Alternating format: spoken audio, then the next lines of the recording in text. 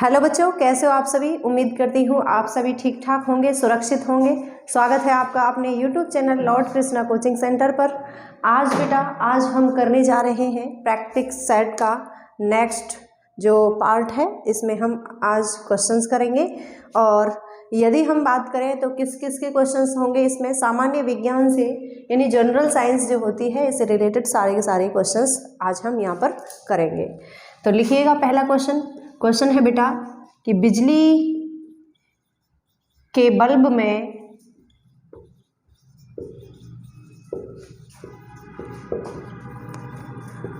कौन सी गैस भरी जाती है।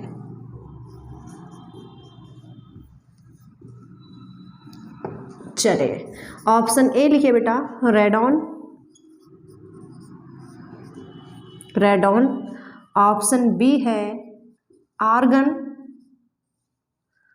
ऑप्शन सी है नाइट्रोजन और ऑप्शन डी है बेटा ये सभी। आंसर लगा के देखिए क्या आंसर बनेगा इसका। बिजली के बल्ब में कौन सी गैस भरी जाती है। ऑप्शन ए है radon, B argon, C nitrogen और ये सभी। तो सबसे पहले क्वेश्चन को देखिए, कौन सी गैस भरी जाती है से ही पता चल रहा है कि एक ही गैस होगी, तो ये सभी तो आंसर बेटा बनेगा नहीं, क्योंकि यहाँ पर एक गैस की बात कर रहा है। कौन सी गैस भरी हुई है या फिर भरी जाती है। सबसे पहला ऑप्शन रेडॉन गैस नहीं, आर्गन गैस, तो आर्गन गैस आंसर इसका हो जाएगा। यहाँ से कौन कौन से क्वेश्चन बनते हैं बेटा, आपसे पूछा जाएगा कि बिजली का जो बल्ब होता है इसके अंदर क्या होता है। देखो ऐसे करके बल्ब होगा, बल्ब के अंदर क्या होता है, बल्ब के अंदर फिलामेंट लगा होता है, तंतु लगा होता है। और इसी की बात करेगा बेटा आपसे कि ये किसका बना होता है, तो आप बताओगे टंगस्टन का ये बना होता है। और टंगस्टन का जो सूत्र है या फिर कहेंगे हम इसको रिप्रेजेंट किया जाता है किससे, W से। ठीक है, नेक्स्ट आता है रेडॉन। ऑप्शन देखिए रेडॉन से क्या क्या क्वेश्चन बनेगा, तो रेडॉन सबसे भारी गैस है। क्वेश्चन बनेगा कि सबसे भारी गैस कौन सी है, आप बताओगे रेडॉन गैस है। और दूसरा क्वेश्चन बनेगा बेटा कि वायुमंडल में कौन सी गैस नहीं पाई जाती, तो वायुमंडल में कौन सी गैस नहीं पाई जाती है, रेडॉन नहीं पाई जाती है। नेक्स्ट नाइट्रोजन की बात करें तो नाइट्रोजन वायुमंडल में सर्वाधिक होती है, कितना, 78%। यहाँ से कोई भी क्वेश्चन इनसे बनता है तो उम्मीद करती हूँ आप गलत नहीं करके आओगे।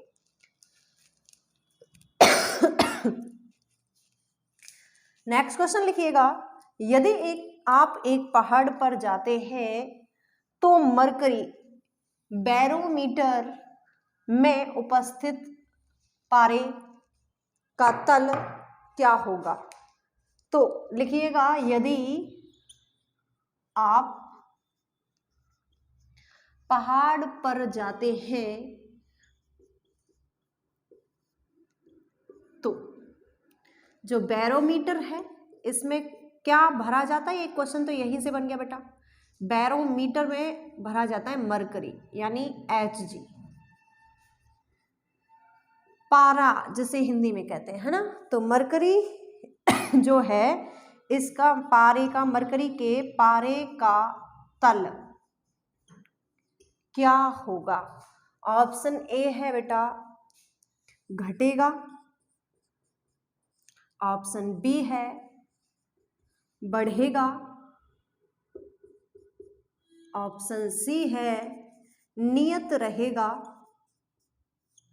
या फिर ऑप्शन डी है कोई नहीं, नन कर लेना, इनमें से कोई नहीं। बताइए एक बार, यदि आप पहाड़ पर जाते हैं तो बैरोमीटर में मरकरी यानी पारे का जो तल है वो क्या होगा, घटेगा, बढ़ेगा, नियत का अर्थ होता है बेटा कि जितना है उतना ही रहेगा, ना घटेगा ना बढ़ेगा, इसका मतलब ये है। नियत मतलब जहां पहले था वहीं रहेगा। तो बताइएगा आंसर क्या होगा। आंसर हो जाएगा बेटा घटेगा। क्वेश्चन यहाँ से भी पूछ लेता है कि बैरोमीटर के अंदर क्या भरा होता है, मरकरी आप बताओगे। और यदि पूछे कि बैरोमीटर से क्या मापा जाता है, तो इससे मापते बेटा वायु दाब। क्या मापते हैं? वायु दाब इससे मापा जाता है। चलिए नेक्स्ट क्वेश्चन है कि ध्वनि की गति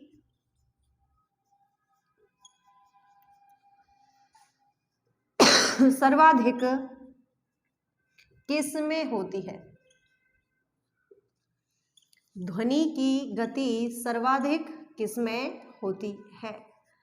ऑप्शन ए है पारा, ऑप्शन बी है बेटा लोहा, ऑप्शन सी है हवा और ऑप्शन डी है नन।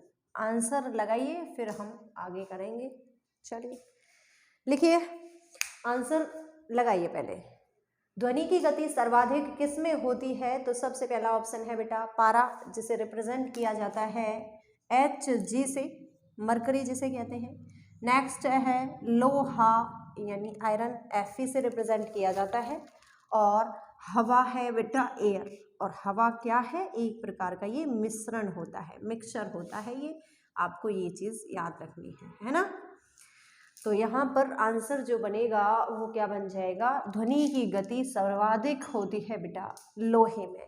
अगर लोहा नहीं आता तो ऐसे करके पूछता है क्वेश्चन कि ध्वनि की गति सर्वाधिक किस में होती है, वहाँ ऑप्शन बनते हैं ठोस, द्रव और गैस। तो यहाँ याद रखना है कि ठोस में सर्वाधिक, उससे कम किस में? द्रव में, और उससे भी कम किस में होती है बेटा? गैस में होती है। ये आप यहाँ याद रखोगे। नेक्स्ट क्वेश्चन लिखिए। नेक्स्ट क्वेश्चन है कि चींटी के अंदर कौन सा अम्ल पाया जाता है? नेक्स्ट है चींटी के अंदर कौन सा अम्ल पाया जाता है?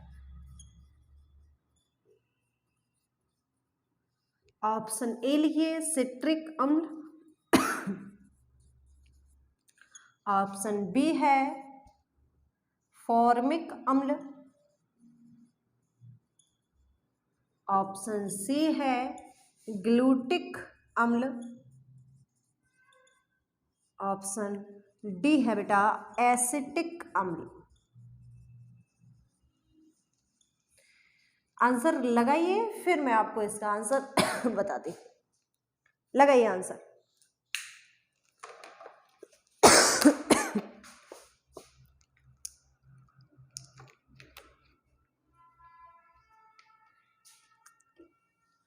आंसर क्या हो जाएगा? तो सबसे पहली बात, चींटी के अंदर कौन सा अम्ल पाया जाता है, कौन सा एसिड पाया जाता है?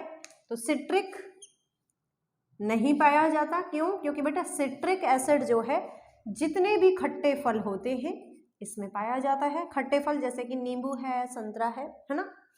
नेक्स्ट है फॉर्मिक एसिड, हाँ यही है जो कहाँ पाया जाएगा? चींटी के अंदर। क्वेश्चन पूछा जाएगा चींटी के डंक में, मधुमक्खी के डंक में भी पूछता है बेटा, बिच्छू के डंक में भी पूछता है। आंसर क्या लगाओगे? Formic acid.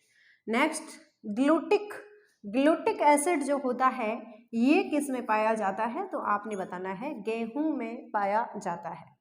गैसे गेहूं, गैसे ही ग्लूटिक अम्ल है। नेक्स्ट बेटा एसिटिक एसिड, एसिटिक जो है एसिटिक पाया जाता है सिरके के अंदर। मतलब आपसे पूछेगा सिरका में कौन सा एसिड, सिरका अचार में डाला जाता है, जिसको नहीं पता है वो ध्यान रखिएगा। सिरका का यूज कहाँ किया जाता है? तो अचार बनाने के लिए इसका प्रयोग किया जाता है।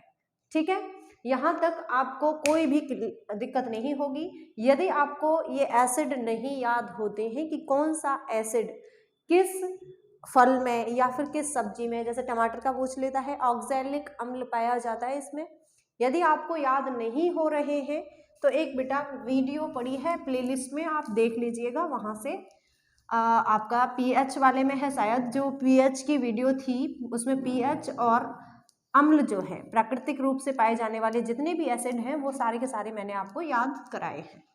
ठीक है, नेक्स्ट क्वेश्चन लिखिए। नेक्स्ट क्वेश्चन है वह धमनी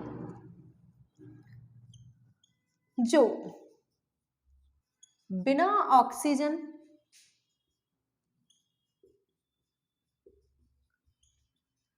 वाला रक्त ले जाती है वह कौन सी है? वह कौन सी है? ऑप्शन ए लिखो बेटा कैरोटिड,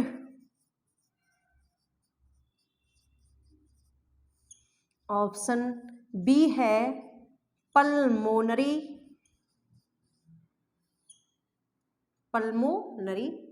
ऑप्शन सी है धमनी और ऑप्शन डी है बेटा नन ऑफ दीज, मतलब इनमें से कोई नहीं।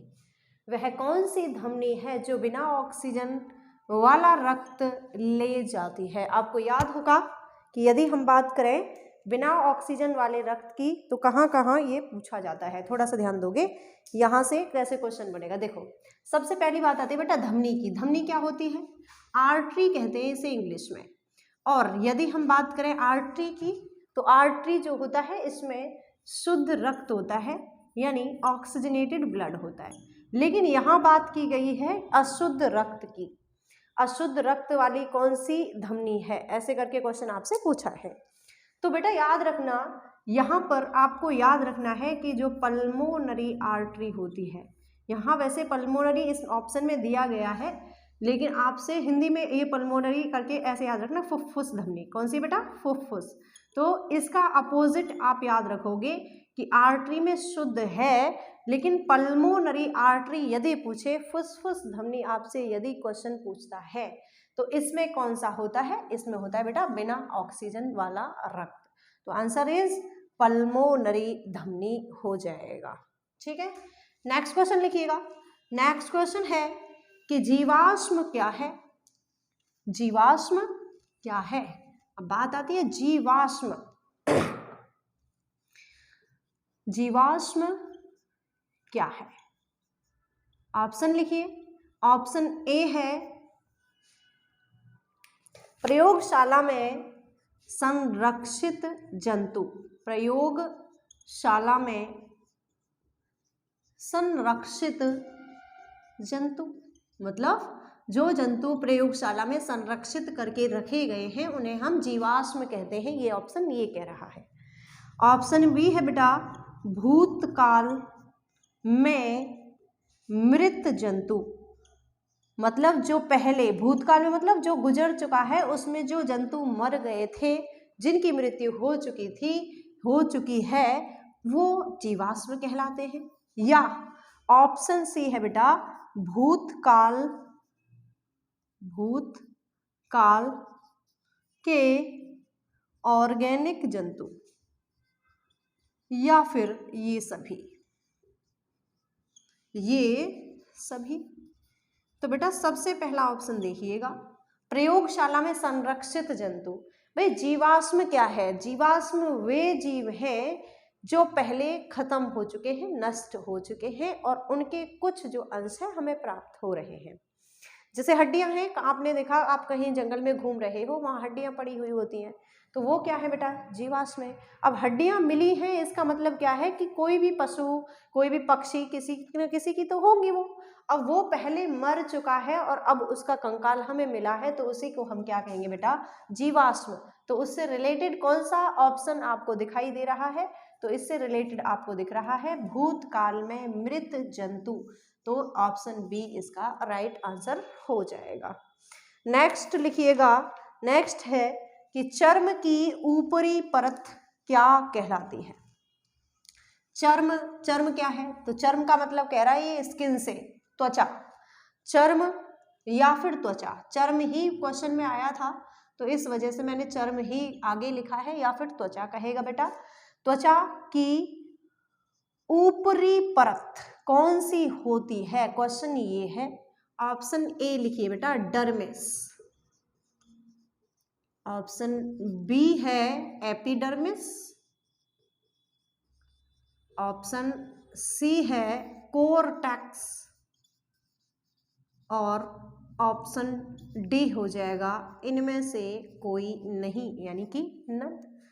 अब बात आती है त्वचा। त्वचा की परत मैंने आपको बताई भी थी जब मैं बायोलॉजी कंप्लीट करा रही थी, उसमें बायोलॉजी का जो सेशन चल रहा था उसमें मैंने आपको बताया था कि जो हमारी त्वचा होती है इसकी बेटा 3 परत होती है।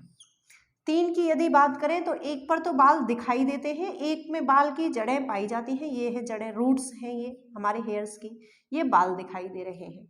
तो सबसे ऊपर की कौन सी हुई, तो ये वाली है, इसको हम क्या कहते हैं, तो देखो ये लिख रहा एपिडर्मिस। और बीच वाली कौन सी है, तो बीच वाली बेटा डर्मिस। कोर्टेक्स क्या है, कोर्टेक्स नहीं है, पहले यहाँ समझो, तीसरी होती है हाइपोडर्मिस। तो आप समझ ही गए आंसर कौन सा हो जाएगा, तो आंसर तो है बेटा इसका एपिडर्मिस। लेकिन याद रखना है आपको कोर्टेक्स क्या होता है, तो कोर्टेक्स क्या है, जो हमारी किडनी होती है यानी वृक्क जो होता है इसका बाहरी वाला आवरण, जो बाहर का आवरण है, ये क्या है बेटा, कोर्टेक्स। तो आपसे यहाँ से भी क्वेश्चन उठ सकता है कि कोर्टेक्स क्या है, ऑप्शन होंगे कि किडनी का बाहरी आवरण यानी वृक्क जो होता है, गुर्दा होता है, इसके बाहरी आवरण है या आंतरिक आवरण है, या फिर आपसे पूछेगा कि त्वचा की परत है क्या, ऐसे करके क्वेश्चन बनेगा। तो आप आंसर क्या लगाओगे कि किडनी जो होता है, वृक्क जो होता है, इसकी बाहरी परत को क्या कहते हैं बच्चे, तो आप कहते हो कोर्टेक्स। क्लियर है, ऑप्शन बी इसका राइट आंसर था, यानी कि एपिडर्मिस। प्रैक्टिस सेट लगा करके देखिएगा आप, ऐसा नहीं है कि आपने वीडियो देखी और आप भूल भाल गए, नहीं बेटा, पहले आपको आंसर खुद करना है, उसके बाद में आप आंसर मेरा वाला सुनना है ना, कहीं आप बस देख लिया और बस, नहीं, ऐसा नहीं करना है। नेक्स्ट है श्वसन क्रिया में कौन सी गैस, श्वसन क्रिया में कौन सी गैस निकलती है, चलिए तो देखते हैं। ऑप्शन ए है बेटा CO2, ऑप्शन बी है O2 यानी ऑक्सीजन, ऑप्शन सी है N2 नाइट्रोजन, और ऑप्शन डी हो जाएगा बेटा Cl क्लोरीन। बताइए, बहुत ही इजी क्वेश्चन है, हमारे साथ हर पल हर घड़ी हर पहर यही कार्य हो रहा है, तो आंसर आपको इसका तो आना ही चाहिए। बेटा हम सांस लेते हैं तो उस समय हम कौन सी गैस लेते हैं, ऑक्सीजन लेते, और हम छोड़ते कौन सी है, यही क्वेश्चन पूछा गया कि कौन सी गैस निकलती है, तो कौन सी गैस निकलती है, आंसर CO2। क्वेश्चन बनेगा कि वायुमंडल में कितना CO2 होता है, 0.03% CO2 है, ठीक है। ऑक्सीजन से क्वेश्चन क्या बनेगा, ऑक्सीजन से आपसे मनुष्य में पूछा जा सकता है कि मनुष्य के अंदर, जो शरीर के अंदर ऑक्सीजन कितना है, आप बताओगे 65% ऑक्सीजन होता है। नाइट्रोजन से क्वेश्चन बनेगा वायुमंडल में, इन्वायरमेंट में कितना है, सबसे अधिक होता है बेटा, कौन कितना, 78%। और यहाँ याद रखना ऑक्सीजन का ये पूछ लेते हैं कि मनुष्य जब सांस लेता है तो उस समय कितनी लेता है, तो बेटा ये लेता है आपके 17-21, हाँ 21%, और छोड़ता कितना है, तो ये छोड़ता है 17% यानी 17% जब सांस छोड़ता है तो उस समय। तो क्वेश्चन बन सकता है कि ऑक्सीजन कितनी मात्रा में ली जाती है सांस के दौरान, आप बताओ कि 21% ली जाती है, और कितनी छोड़ी जाती है जब हम सांस छोड़ते हैं तो उस समय कितनी निकलती है, आप बताओगे 17% निकलती है, यानी 17% निकलती है। नेक्स्ट क्वेश्चन है बेटा, निम्न में से किस विटामिन में धातु पाई जाती है, रिपीटेड क्वेश्चन है, बहुत बार आता है, लिखिएगा, निम्न में से किस विटामिन में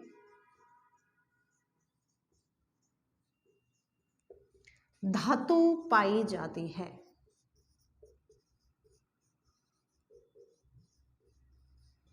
ऑप्शन ए है विटामिन ए,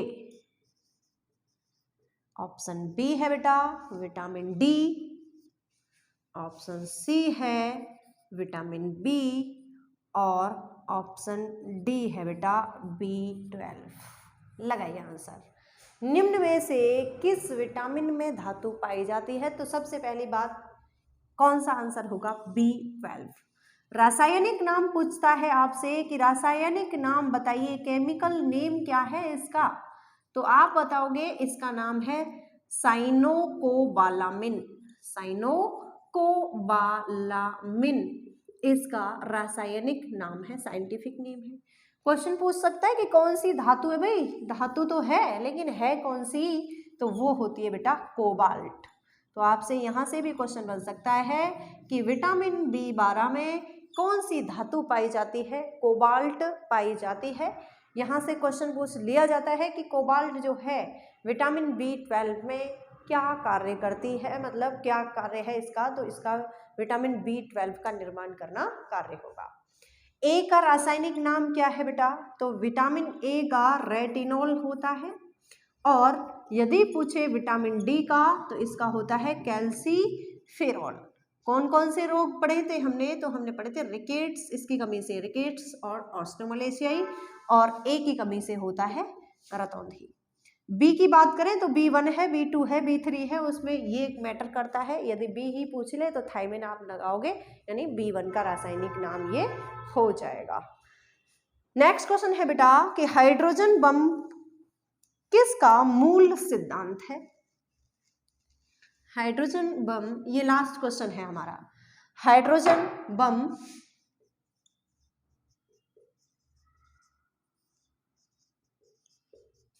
किसका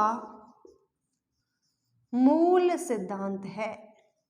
अब कौन कौन से सिद्धांत हैं भाई, क्वेश्चन ऑप्शन ए लिखिए परमाणु बम, नहीं परमाणु बम कैसे आएगा, ऑप्शन ए लिखो बेटा नाभिकीय विखंडन, सिद्धांत पूछा है ना, तो नाभिकीय विखंडन। ऑप्शन बी है बच्चे नाभिकीय संलयन। ऑप्शन सी है दोनों, मतलब ए और बी दोनों ऑप्शन सही है, या फिर ऑप्शन डी है इनमें से कोई नहीं। आंसर बहुत फास्ट आपने इसका लगा दिया होगा, तो आंसर क्या बनेगा, आंसर बनेगा बेटा नाभिकीय संलयन। देखो नाभिकीय विखंडन का मतलब है, विखंडन होता है मतलब टूटना। जब कोई भी पार्टिकल है दो भागों में टूट जाएगा तो क्या कमजोर नहीं हो जाएगा, तो ये तो हो ही नहीं सकता, क्योंकि हाइड्रोजन बम हम परमाणु बम के अपेक्षा में देखते हैं तो ज़्यादा हैवी होता है, ज़्यादा नुकसानदायक होता है।